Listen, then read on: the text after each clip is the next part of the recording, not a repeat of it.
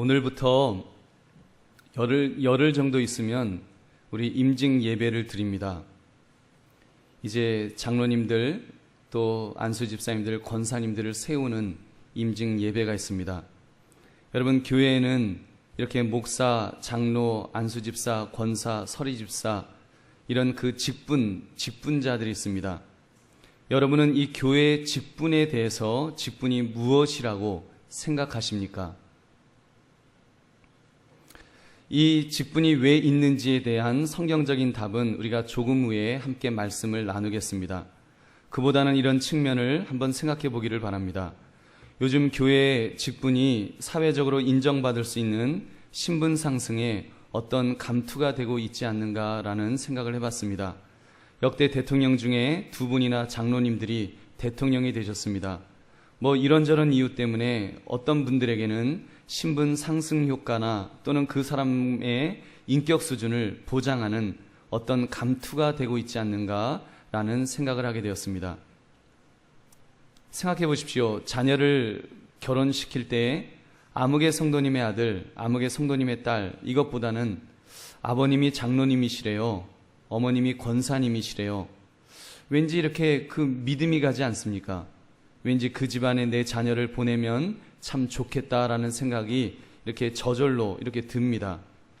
제가 무슨 지금 직분 PR 하러 온 그 세일즈맨 같이 지금 말을 했습니다.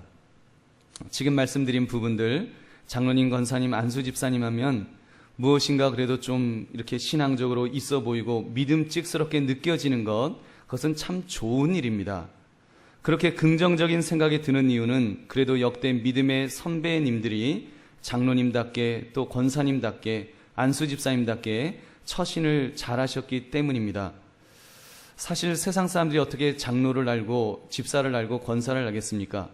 그런데 믿음의 선배들이 세상 속에서 빛과 소금의 역할을 그래도 잘 감당해서 장로로서 안수집사로서 또 권사로서 믿음의 본을 잘 보이셨기 때문에 직분의 순기능이 지금까지 제대로 작동하고 있는 줄로 믿습니다.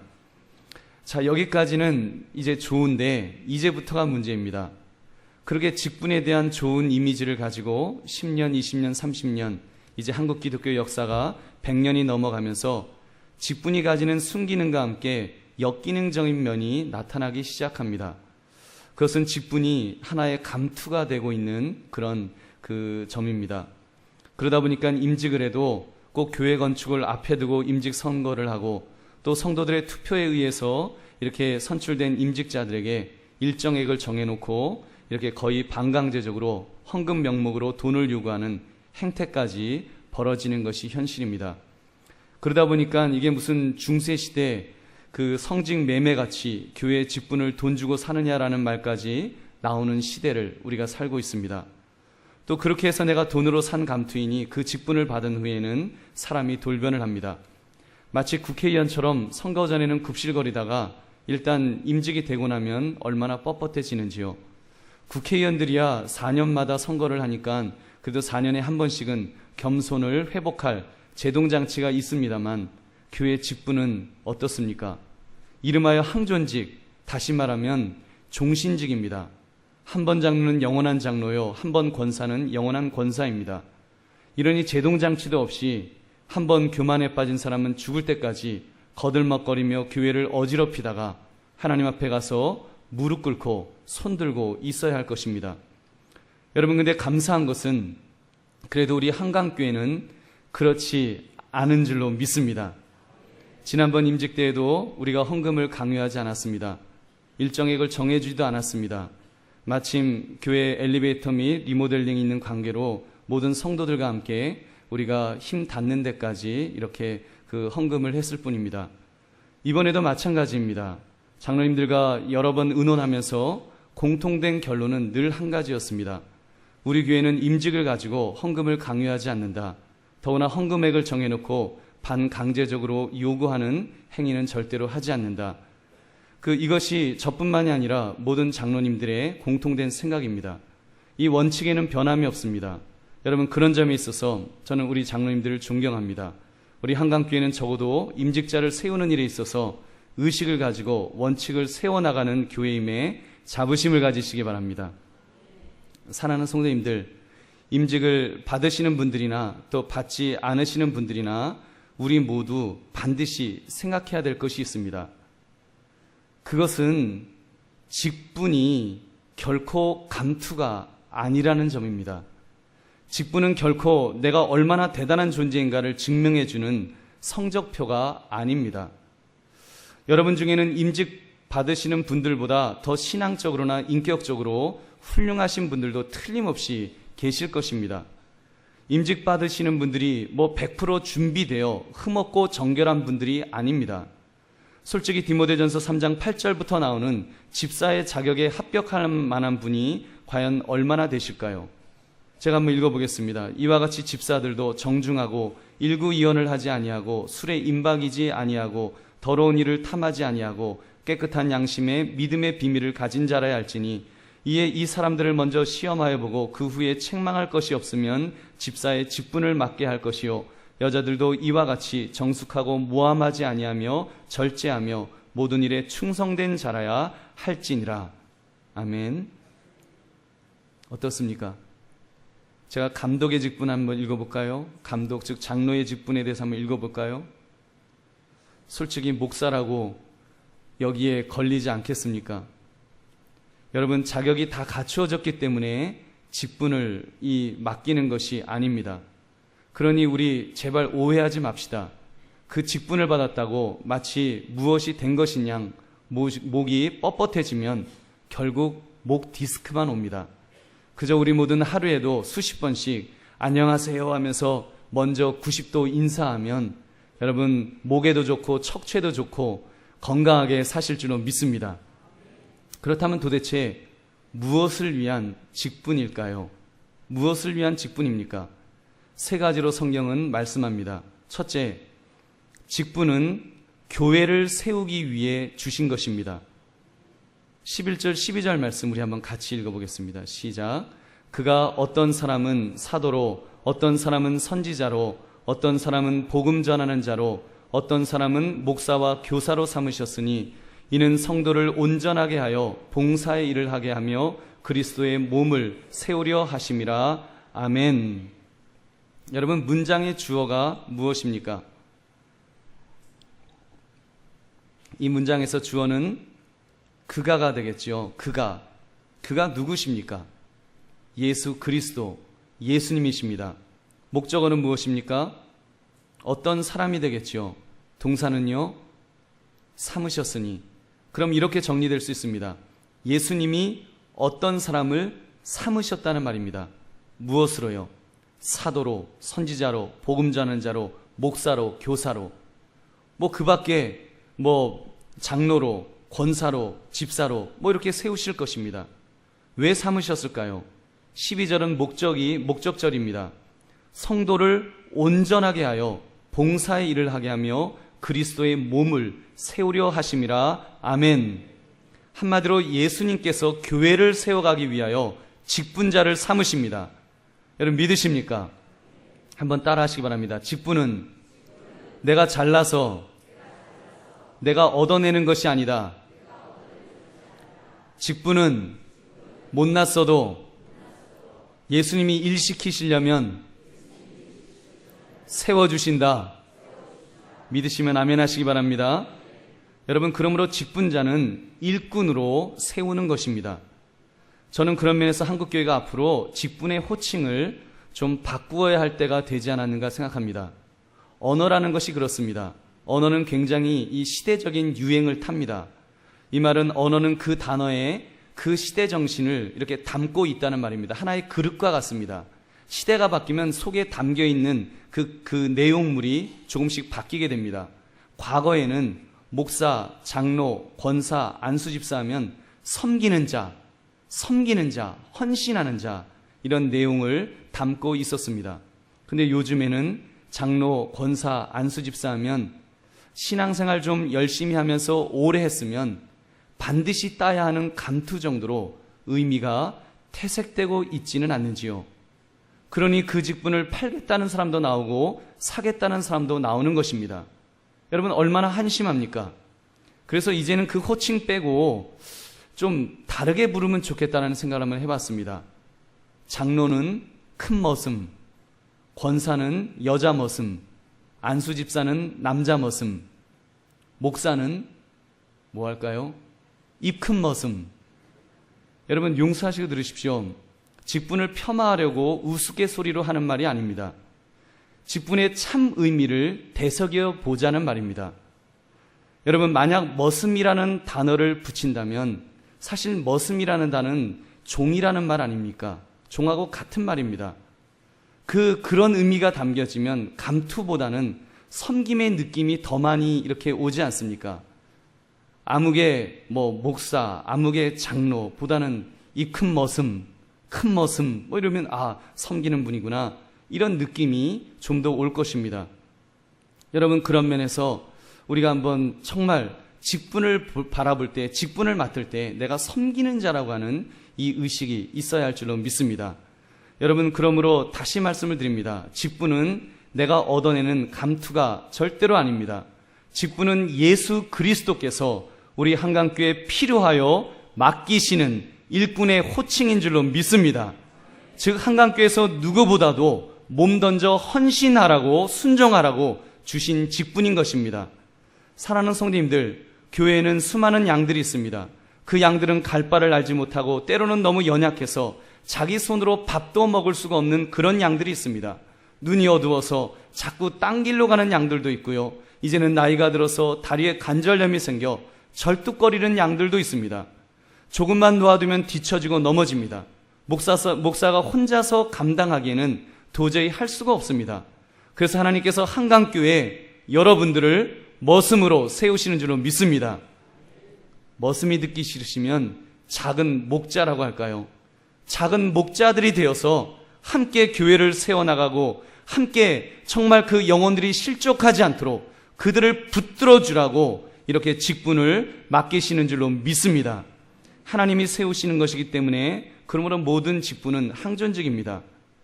사랑하는 성도님들, 그러므로 여러분 직분을 대할 때 이 직분을 나의 형편과 처지를 기준으로 이렇게 삼지 마십시오. 목사님, 제가 요즘 너무 바빠서 이 직분 못 감당하겠습니다. 제가 이런저러한 사정이 생겨서 나는 이 직분을 못 받겠습니다. 여러분 그런 마음 가지지 마십시오. 또는 여러분 혹시 금전적인 문제로 부담을 가지시는 분은 없으시기를 바랍니다. 제가 이렇게 헌금에 대해서 잠깐 말씀을 드리겠습니다. 헌금 드리지 마세요. 목사로서 그렇게 말은 안 하겠습니다. 왜냐하면 그것은 저의 권한이 아니기 때문입니다. 여러분 이 목사라고 헌금을 내라 또는 헌금을 내지 마라 이렇게 말할 권한이 없습니다. 헌금은 성도가 우리 모두가 하나님 앞에 드리는 것입니다. 그래서 헌금은 마음에 정한 대로 즐겨 내어야 합니다. 고린도후서 9장 5절부터 7절 말씀 제가 말씀 읽겠습니다. 그러므로 내가 이 형제들로 먼저 너희에게 가서 너희가 전에 약속한 연보를 미리 준비하게 하도록 권면하는 것이 필요한 줄 생각하였느니 이렇게 준비하여야 참 연보답고 억지가 아니니라. 이것이 곧 적게 심는 자는 적게 거두고 많이 심는 자는 많이 거둔다 하는 말이로다. 각각 그 마음에 정한 대로 할 것이요 인색함으로나 억지로 하지 말지니 하나님은 즐겨내는 자를 사랑하시느니라. 아멘. 여러분 그러므로 헌금은 모든 헌금이 다 포함되는 것입니다. 감사하는 자, 감사하는 마음으로 드려야 합니다. 그래야 그 헌금을 낸 사람이 복을 받고 교회가 복을 받을 줄로 믿습니다. 고린도후서 9장 12절 말씀, 이 봉사의 직무가 성도들의 부족한 것을 보충할 뿐 아니라 사람들이 하나님께 드리는 많은 감사로 말미암아 넘쳤느니라. 감사하는 마음으로 드릴 때 넘쳤다고 말씀합니다. 여러분 그런 분 우리 교회는 없을 줄로 믿습니다만, 목사님 나는 억지로 헌금을 냅니다. 나는 정말요 헌금 저는 낼 때마다 억지로 냅니다. 만약에 이런 마음이 드시는 분이 계시다면 차라리 제가 입밖에 안 내겠습니다. 여러분 하나님은 그렇게 억지로 만약에 헌금을 낸다면 절대로 기뻐하지 않으신다라고 말씀하십니다. 돈 버리고 신앙 잃지 마십시오. 헌금은 내 신앙의 고백입니다. 주님이 뭐라고 말씀하셨습니까? 재물이 있는 곳에 너의 마음이 있다. 그래서 우리가 헌금을 드리면서 주님 여기 저의 마음이 있습니다. 기뻐 받아 주옵소서. 이렇게 우리가 드리는 헌금을 하나님은 기뻐 받으시고 복을 부어 주실 줄로 믿습니다. 여러분, 헌금뿐 아니라 자격을 놓고, 여러분의 자격을 놓고도 인간적으로 생각하지 마십시오. 여러분의 눈에 혹시 저 사람은 자격도 없는 것 같은데 어떻게 되었는가, 혹시 시험에 드는 분이 물론 안 계시겠지요. 사실 그런데 교회도 사람이 모인 곳이다 보니까 때로는 이게 정말 하나님이 하신 것 맞아? 라는 의심이 들 일도 간혹 생길 수가 있습니다. 그러나 그럼에도 불구하고 우리가 가져야 할 태도는 하나님만 바라보는 것입니다. 여러분, 나의 잣대로 보지 마십시오. 나의 판단으로 보지 말자는 것입니다. 여러분, 제가 무서운 이야기 하나 하겠습니다. 구약 성경에 보면 웃사가 하나님의 법궤를 만졌습니다. 하나님의 법궤가 나곤의 타작마당에 이르렀을 때 소가 띠므로 법궤가 떨어질 것 같았습니다. 그래서 급한 마음에 자기가 붙들면 되겠지 하는 생각에 자기가 하면 되겠지라고 생각해서 자기가 붙들다가 하나님의 진노를 사서 그 자리에서 죽었습니다. 하나님이 왜 그러셨을까요? 하나님이 하실 일을 감히 자기가 하겠다고 나서니까 하나님이 치신 것입니다. 여러분, 하나님을 세우시는 머슴을 바라보는 시각도 마찬가지입니다. 여러분, 직분자가 세워질 때 그분들을 바라보는 것도 마찬가지입니다. 로마서 2장 1절부터 3절 말씀 제가 봉독합니다. 그러므로 남을 판단하는 사람아, 누구를 막론하고 내가 핑계하지 못할 것은 남을 판단하는 것으로 내가 너를 정죄함이니 판단하는 내가 같은 일을 행함이니라. 이런 일을 행하는 자에게 하나님의 심판이 진리대로 되는 줄 우리가 아노라. 이런 일을 행하는 자를 판단하고도 같은 일을 행하는 사람아, 내가 하나님의 심판을 피할 줄로 생각하느냐. 여러분, 얼마나 무서운 말씀입니까? 야고보서 4장 12절 말씀. 입법자와 재판관은 오직 한 분이시니 능히 구원하기도 하시며 멸하기도 하시느니라. 너는 누구이기에 이웃을 판단하느냐. 여러분, 우리의 잣대로 다른 사람을 판단하지 맙시다. 여러분, 그것은 우리의 권한이 아닙니다. 우리가 함부로 할 수 있는 것이 아닙니다. 그리고 남들에 대한 판단뿐만 아니라 자기 자신에 대한 판단도 마찬가지입니다. 내가 나를 판단할 권한이 없습니다. 여러분, 내가 뭔데 내 자신을 함부로 판단합니까? 여러분, 같은 맥락에서 보아야 합니다. 사랑하는 성도님들, 교회는 놀이터가 아닙니다. 아이들이 모여서 개구장이들이 개임하는 장소가 아닙니다. 뭐 이렇게 병정놀이 하는 것처럼 내가 하고 싶으면 하고 하기 싫으면 팽개치고 내 생각대로 내 마음대로 내가 아니면 뭐 안 된다 생각하고 아니면 뭐 내 마음에 틀리면 걷어차고 난 자격이 없다고 팽개치고 그럴 수 있는 곳이 아니라는 것입니다. 엄밀히 말하면 교회는 야전 사령부와 같습니다. 사단마귀와 지금 전투를 벌이고 있는 것입니다. 사단마귀가 지금 그 사자처럼 삼킬자를 찾고 있을 때 지금 주님께서 사령관 되셔서 우리가 함께 싸우는 것입니다. 세상을 향하여 지금 싸우고 있는 중에 주님께서 우리에게 명령하십니다. 너는 대대장 해라. 너는 중대장 해라. 너는 소대장 해라. 명령하시면 예 하고 대답하는 것이 우리의 본분인 줄로 믿습니다. 여러분, 거기에는 순종 이외에는 아무것도 없습니다. 왜요? 사령관 되시는 예수 그리스도께서 한강교회 일꾼이 필요해서 세우시는 것이기 때문에 우리가 거기에 복종해야 되는 것입니다. 전쟁터에서 주님이 뭐 할 일 없으시다고 폼 잡으라고 감투 주는 것 아닙니다. 지금 피를 흘리는 전쟁터에서 죽이느냐 죽느냐의 이 영적 싸움에서 그 사람이 꼭 일꾼으로 필요하기 때문에 주님께서 임명하시는 것인 줄 믿으시기 바랍니다. 여러분, 나를 향해서도 그 마음이 있어야 합니다. 그래서 저는 목사이지만 임직 선거를 할 때 전혀 관여하지 않습니다. 그저 쓰실 분이 예수 그리스도니까 성도들의 마음을 감동시키셔서 주님이 알아서 세워주세요. 이렇게 기도하면서 그 기도만 할 뿐입니다. 여러분, 제가 한강교회 와서 지금 6년 가까이 지금 있으면서 두 번째 우리가 임직 선거를 했습니다. 여러분, 제가 한 번이라도 여러분들에게 개인적으로 만나서 아무개 세워주세요. 아니면 또는 아무개는 안 돼요. 이런 말을 하신 분이 계십니까? 여러분, 그런 이야기 들어보신 적 있으십니까? 여러분, 한 번도 없습니다. 그 말 절대로 안 합니다. 왜요? 인위적으로 잘못 나의 생각이 들어갈까봐 철저하게 하나님 앞에 맡기는 것입니다. 여러분, 사랑하는 성도님들, 만약에 여러분 중에 그런 일이 없으시겠지만 혹시 다음에라도 그러실까봐 높아심에 말씀드립니다. 인위적으로 사람을 세우려고 했다면 우리가 하나님 앞에 철저하게 회개해야 합니다. 그것 우습게 보았다가는 큰일 납니다. 만약 내가 인간적으로 개입해서 세워지면 안 될 사람이 세워졌다면 그것은 마귀의 장난에 노란한 것입니다. 주님이 피값을 주고 사신 교회에 중요한 지체를 세우는 일에 장난질을 했다면 하나님이 그 책임을 분명히 물으실 것입니다. 우리가 두렵고 떨리는 마음으로 그 직분을 바라보고 우리가 그것을 이렇게 생각해야 합니다. 사랑하는 성도님들, 우리 한강교회는 그런 일이 없는 줄로 믿습니다. 없는 줄로 믿습니다.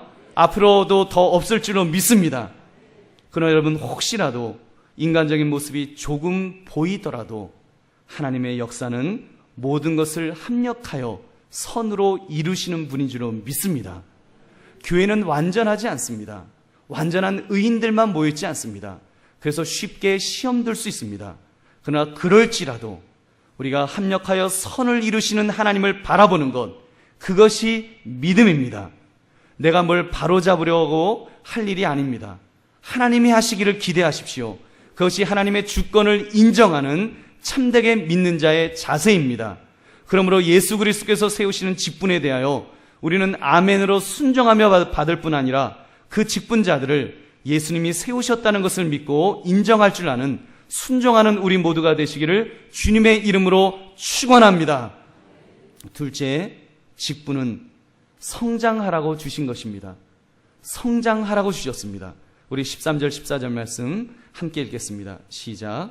우리가 다 하나님의 아들을 믿는 것과 아는 일에 하나가 되어 온전한 사람을 이루어 그리스도의 장성한 분량이 충만한 데까지 이르리니 이는 우리가 이제부터 어린 나이가 되지 아니하여 사람의 속임수와 간사한 유혹에 빠져 온갖 교훈의 풍조에 밀려 요동하지 않게 하려 함이라. 아멘. 온전한 사람을 이루어 그리스도의 장성한 분량이 충만한 데까지 이르리니 라고 말씀합니다. 무슨 말씀입니까? 한마디로 말하면 성장해야 한다는 말입니다. 성장해서 예수님처럼 되어야 합니다. 적어도 예수님의 장성한 분량에까지 자라려고 애를 써야 합니다. 그러한 성장을 위하여 여러분 직분을 맡기십니다. 사실 이 부분은 교육학적으로 논쟁의 여지가 있습니다. 어떤 교육학자들은 무슨 말입니까? 교육을 잘 시킨 사람을 직분자로 세워야지 아직 성장하지 않은 사람에게 중책을 맡기면 어떻게 합니까? 이렇게 반문할 수 있습니다. 여러분, 맞습니다. 직분을 맡기려면 적어도 어느 정도의 훈련을 받은 사람을 세우는 것이 당연합니다. 그래서 일찍이 그 사랑의 교회 고 옥하는 목사님은 제자 훈련에 자신의 생을 다 태우셨습니다. 그러나 제자 훈련을 다 마쳤다고, 사역 훈련까지 다 마쳤다고 그 사람이 온전한 사람이 된 것일까요? 그것은 절대로 아닙니다. 오늘 본문도 보면 온전하여 질 사람을 이야기하면서 우리가 라고 말합니다. 너희가가 아닙니다. 우리가. 여기 우리는 선지자, 복음 전하는 자, 목사, 교사, 직분자들을 포함합니다. 그들이 성도들을 온전한 사람이 되도록 돕는 역할을 해야 하지만 동시에 본인들도 온전한 사람을 이루어야 한다는 말씀입니다. 여러분, 이런 말이 있지 않습니까? 제일 좋은 공부는 내가 선생님이 되어서 학생을 가르쳐 보는 것이다. 그런 차원에서 직분을 맡는다는 것이 본인의 영적 성장에 얼마나 큰 도움이 되는지요. 여러분, 교회에서 크고 작은 직분들을 여러분에게 맡기실 때 기쁨으로 받으시는 저와 여러분 되시기를 주님의 이름으로 축원합니다. 제가 목사 안수 받은 지 햇수로 17년째입니다. 제가 목사 안수 받을 때 성도로서 온전한 자가 되어서 받았을까요? 부끄러운 이야기입니다만 아닙니다. 신학대학 4학년, 신학대학원 3학년, 군대에서 또 몇 년 이렇게 있었지만 그래도 여전히 부족했습니다. 부족함에도 불구하고 목사 안수를 주시더라고요. 그러고도 안 돼서 또 미국에서 또 몇 년간 더 훈련을 받았습니다만 아직도 요 모양 요 모습입니다. 그럼 여러분, 여기 계시는 우리 장로님들, 임직되실 때 성도로서 온전한 자라서, 이렇게 온전한 자라서 받으셨을까요? 여러분, 그렇지 않습니다. 우리 하나님 앞에서 우리 온전한 사람은 없습니다. 그런데 직분을 맡아서 성도들이 장로님, 권사님, 집사님 이렇게 하다 보니까 조금씩 다듬어져 가는 것입니다. 전보다 언행심사가 신중해지고요, 거친 말도 안 하게 되고요, 전에는 홀짝홀짝 하시던 습관도 어느 날 다 끊고 이제는 성령님에게 취하여 살겠습니다, 이런 고백을 하는 것입니다. 여러분, 직분 속에서 만들어져 가는 부분이 분명히 있더라고요. 그러므로 직분을 맡은 분들이요, 부탁을 드립니다.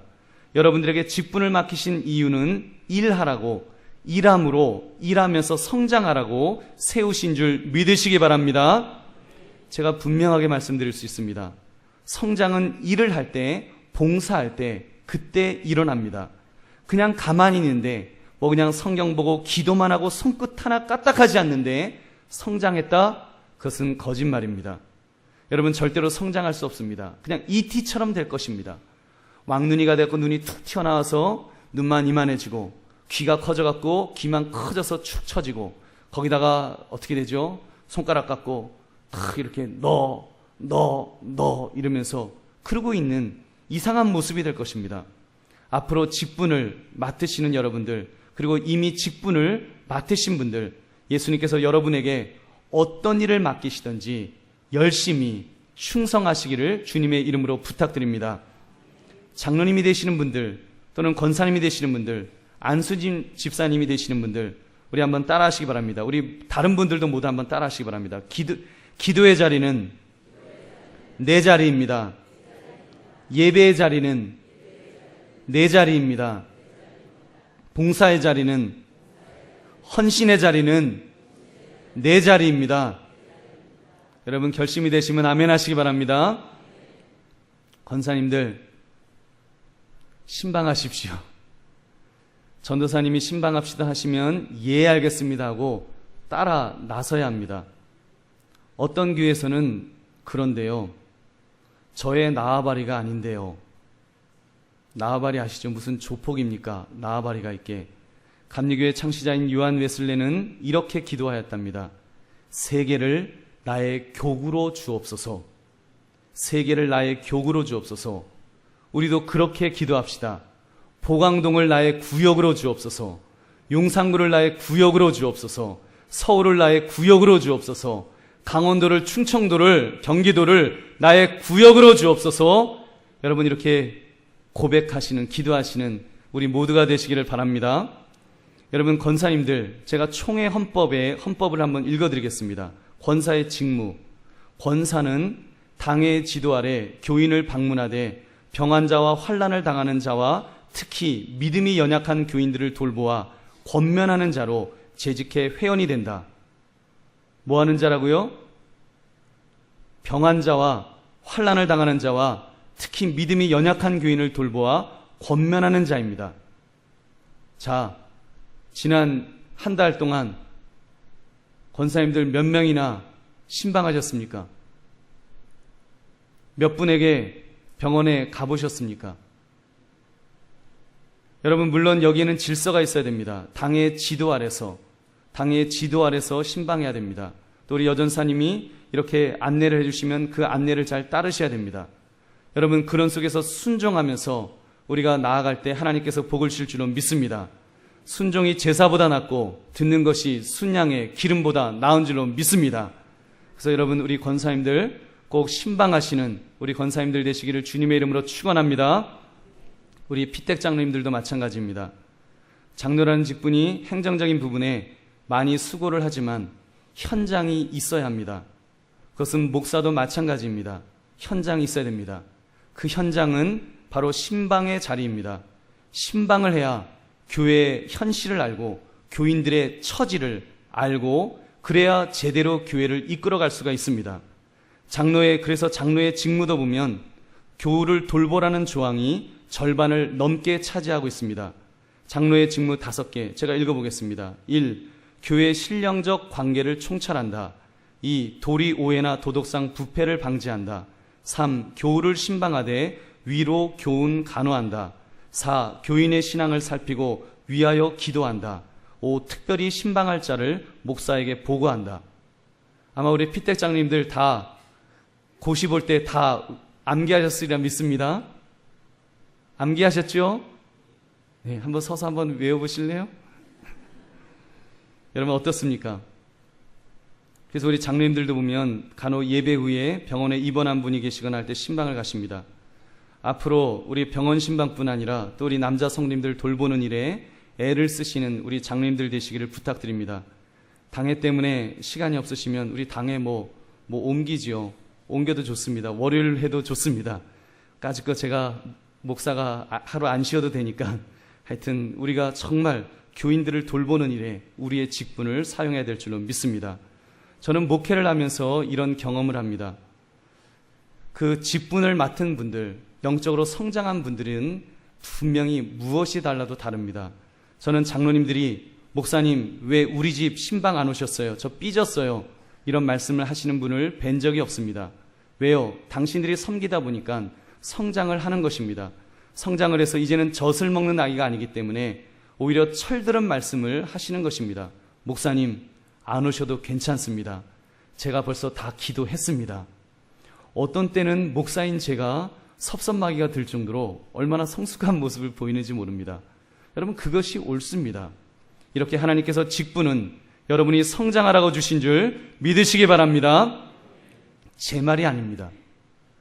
디모데전서 3장 13절 말씀 우리 한번 같이 읽겠습니다. 큰 목소리로 시작. 집사의 직분을 잘한 자들은 아름다운 지위와 그리스도 예수 안에 있는 믿음의 큰 담력을 얻느니라. 아멘.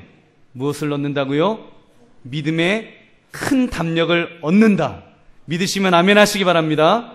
믿음의 큰 담력을 얻습니다. 그것뿐만이 아닙니다. 보너스로 하나님이 주시는데 아름다운 지위도 하나님이 세워주시는 지위도 주시는 줄로 믿습니다. 하나님이 높여주시는 그 지위 얼마나 아름답습니까? 얼마나 가치 있습니까? 여러분 하나님이 높여주시는 그 아름다운 지위는 천국에 있는 모 면류관하고 이렇게 바로 맞교환 되게 될 줄로 믿습니다. 분명히 그렇게 하실 거예요. 하나님께서 하나님이 인정하시고 하나님이 세워주셨으면 하나님이 세워주시는 것 그것을 우리가 사모하는 것입니다.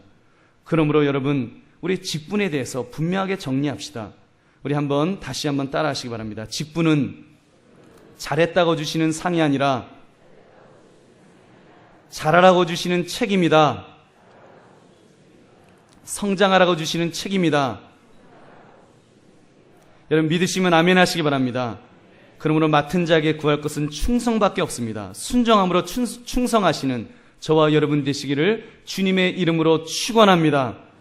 셋째, 직분은 주님께 가까이 가도록 축복의 통로로 주신 것입니다.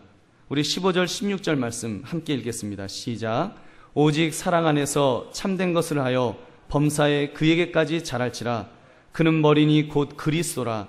그에게서 온몸이 각 마디를 통하여 도움을 받음으로 연결되고 결합되어 각 지체의 분량대로 역사하여 그 몸을 자라게 하며 사랑 안에서 스스로 세우느니라. 아멘.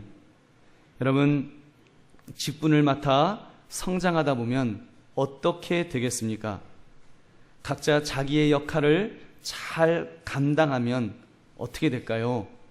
구체적으로 우리가 딱 어떤 지체라고 말할 수는 없지만 각자 자기에게 맞는 지체의 역할들을 우리가 잘 이렇게 감당하게 됩니다. 감당하는데 어떤 사람은 팔의 역할을, 어떤 분은 손의 역할을, 어떤 분은 발의 역할을, 눈의 역할을, 또 어떤 분들은요 보이지 않는 곳에서 지저분한 것을 도맡아 처리하는 창자의 역할을 하기도 하고, 어떤 분은 위의 역할을 하기도 하고, 최장의 역할을 하기도 하고, 간장의 역할, 자궁의 역할, 여러 가지 역할들을 우리가 할 것입니다. 그럼 목사는 무슨 역할을 할까요? 그리스도가 머리 되시고 성도들이 몸이 되면 어떤 목사님이 그러시더라고요. 목사는 목의 역할을 할 거다. 우스갯소리입니다만 아무튼 모든 지체들이 머리 되시는 예수 그리스도를 중심으로 자라게 된다, 성장하게 된다는 말씀을 주십니다. 제가 16절을 공동 번역으로 한번 다시 읽어보겠습니다. 우리의 몸은 각 부분이 자기 구실을 다함으로써 각 마디로 서로 연결되고 얽혀서 영양분을 받아 자라납니다. 그리스도를 머리로 하는 교회도 이와 같이 하여 사람으로 지체를 완성해 나가는 것입니다. 여러분, 그래서 우리가 직분자로 한 지체가 되어서 건강하게 성장하는 중에 주님과 교제하는 은혜를 맛보게 될 줄로 믿습니다. 영양분을 받아 자랄 수 있도록 주님과 교제할 수밖에 없습니다. 예수님께서 이렇게 말씀하셨습니다. 요한복음 15장 5절, 나는 포도나무요 너희는 가지라. 그가 내 안에 내가 그 안에 거하면 사람이 열매를 많이 맺나니 나를 떠나서는 너희가 아무것도 할 수 없습니다. 우리가 주님을 잘 섬기며 봉사하면 주님께서 저절로 풍성한 열매를 맺게 하여 주실 줄로 믿습니다. 여러분, 여기서 주의해야 할 점이 한 가지 있습니다. 직분을 맡았다고 자동적으로 주님과 연결되는 것은 아닙니다. 왜냐하면 직분 자체가 주님을 만나는 신분증이 아니기 때문입니다. 그럼 직분이 어떻게 주님께 가까이 나아가는 축복의 통로가 될 수 있겠습니까?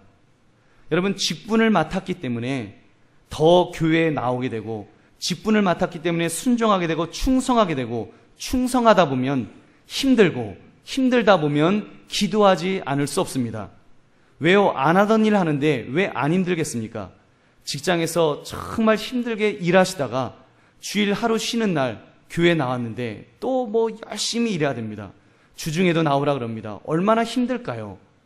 여러분, 그런데 교회에서 열심히 봉사하는 분들을 보십시오. 세상에서 할 일 없는 분들인가요? 여러분, 그렇지 않습니다. 바쁘게 일하는 분들이 또 교회에서도 열심히 일합니다. 이번에 피택된 어느 집사님을 이렇게 뵀는데 아침 일찍 출근해서 밤 늦게까지 이렇게 퇴근을 하신답니다. 근데 어느 날 이렇게 교회를 급히 퇴근해서 달려서 오셨어요. 그러더니 또 달려서 어디를 운전해서 나가시는데 어떤 일을 감당하려고 이제 가시는 것입니다. 제가 그 모습을 보면서 얼마나 참 마음이 흐뭇하던지요. 어떤 분은요, 뛰어 내려가는 분도 있고, 제가 아주 보면서 얼마나 참 그 은혜를 받았는지 모릅니다. 여러분, 그렇기에 어떻게 할 수밖에 없겠습니까? 힘들기 때문에, 지치기 때문에 하나님 앞에 하나님께 매어 달리지 않을 수 없는 줄로 믿습니다. 기도하지 않을 수 없습니다. 직분을 맡아서 직분에 충성하면 기도할 수밖에 없습니다. 더 하나님의 은혜를 구하고 도우심을 구하고 주의 능력을 구하는 것입니다. 그러면 하나님께서 놀라운 은혜를 부어주실 줄 믿습니다. 때로는 누군가와 부딪힐 때도 있습니다. 크게 상처를 입을 수도 있습니다. 시험에 들어서 이제 나 다 때려치고 이제 쉬고 싶다, 이런 마음이 생길 때도 있을 것입니다. 그런데 그런 일들이 다 그분에게 어떻게 작용할까요? 여러분, 정금 같은 믿음의 사람으로 만드시는 하나님의 연단의 시간인 줄 믿으시기 바랍니다. 빨갛게 달아오르게도 하시고, 망치로 꽝꽝 치시기도 하시고, 찬물에 칙 하고 집어넣기도 하시면서 하늘나라의 복음으로 만드시는 줄로 믿습니다. 하나님이 쓰시는 복음으로 귀한 칼로 만들어 주실 것입니다. 여러분, 이렇게 맡겨진 직분을 잘 감당하면, 여러분, 감당하다 보면 그러기 때문에 주님과 연결이 안 될래야 안 될 수가 없습니다. 그렇게 연결이 되면 주님의 은혜는 저절로 체험하게 됩니다. 성령 충만, 우리가 물론 기도하면서 성령 충만하지만 여러분, 직분을 잘 감당하면 성령 충만이 저절로 올 줄로 믿습니다. 주님이 맡겨주신 일을 감당하면서 힘들어서 하나님 앞에 기도하는데, 여러분, 왜 성령께서 가까이 안 오시겠습니까? 예수님이 보혜사 성령을 내가 너에게 보내신다 그랬습니다. 주님의 명령을 감당하는데 성령께서 충만하게 임하여 주실 줄로 믿습니다. 그래서 우리 모든 성도님들은 갈라디아서 5장 22절 23절의 열매들을 저절로 맺는 저와 여러분이 되시기를 바랍니다. 오직 성령의 열매는 사랑과 희락과 화평과 오래 참음과 자비와 양성과 충성과 온유와 절제니 이 같은 것을 금지할 법이 없느니라. 여러분, 저와 여러분들, 우리 직분자들, 또 우리 모든 성도님들, 이 아름다운 성령의 열매들을 풍성히 맺으며 살아가시는 저와 여러분 되시기를 주님의 이름으로 축원합니다. 말씀을 했습니다. 여러분, 무엇을 위한 직분입니까? 이제 열흘 있으면 직분자들 임직이 있습니다. 무엇을 위한 직분입니까? 여러분의 명예심을 채우고 체면을 세워주기 위한 직분인가요? 아니면 정말 주님을 위하여 그리스도 예수님을 위한 그런 직분인가요? 주님께서 피값을 주고 사신 주님의 몸된 교회를 위한 직분인지 여러분 질문해야 합니다. 우리 기왕 받는 것 바르게 알고 바르게 받읍시다. 그리고 적어도 직분에 대한 그 관점을 우리는 바르게 가져야 합니다. 세 가지를 반드시 기억하십시오. 첫째, 직분은 교회를 세우시려고 주셨다. 둘째, 직분은 성장하라고 주셨다. 셋째, 직분은 주님에게 가까이 오라고 축복의 통로로 주셨다. 여러분, 얼마나 귀합니까? 주님의 피값을 주고 사신 교회를 세우고 바로 그 교회 구성원인 여러분을 성장시키고 그 주님 안에서 주님과 교제하며 풍성한 은혜를 체험토록 하시는 이 직분 얼마나 귀한 것인지요. 여러분, 우리가 이 직분을 사모합시다. 우리가 정말 이 직분을 사모해야 됩니다. 그리고 하나님께서 높여주시고 하나님께서 인정하시고 하나님께서 갚아주시는 그런 은혜가 여러분 섬기는 교회 위에 풍성하게 임해야 될 줄로 믿습니다. 우리 한강교회가 그런 교회 되기를 바랍니다. 제가 그래서 하나님 앞에 그런 기도를 시작했습니다. 하나님, 우리 믿음의 선배들이 하나님 앞에 우리가 여러 가지 본을 보이자고 말하는데 뭐 헌신의 본을 보입시다, 기도의 본을 보입시다, 뭐 예배의 본을 보입시다 이런 말 하는데 제가 하나를 더 추가했습니다. 하나님, 복받는 일에도 본을 보이게 하옵소서. 복받는 일에도 먼저 복을 받아서 정말 믿음의 사람이 하나님 앞에 헌신하는 사람이 기도하는 사람이 하나님 앞에 복을 받았다라고 간증할 수 있는 그런 복도 달라고 우리가 그 기도를 하기를 원합니다. 저는 그 기도를 시작했습니다. 왜냐하면 제 자녀들이 있기 때문에 늦기 전에 정말 하나님 내가 그 기도해야 되겠습니다. 결심하며 그 기도를 합니다. 저도 하나님의 복을 받아야 됩니다. 여러분도 복을 받아야 될 줄로 믿습니다. 우리가 정말 하나님이 맡겨주시는 이 직분, 이 귀한 직분을 주님의 몸된 교회를 위해서 주어졌다는 것을 믿고 성장을 위해서 주어졌다는 것을 믿고 주님 앞에 가까이 나아가기 위해서 주어졌다는 것을 믿고 그것을 잘 붙들고 그것을 잘 감당함으로 하나님께서 정말 복 주시고 은혜 주시고 참으로 함께 하시는 놀라운 복을 받아 누리시는 우리 모두가 되시기를 주님의 이름으로 축원합니다.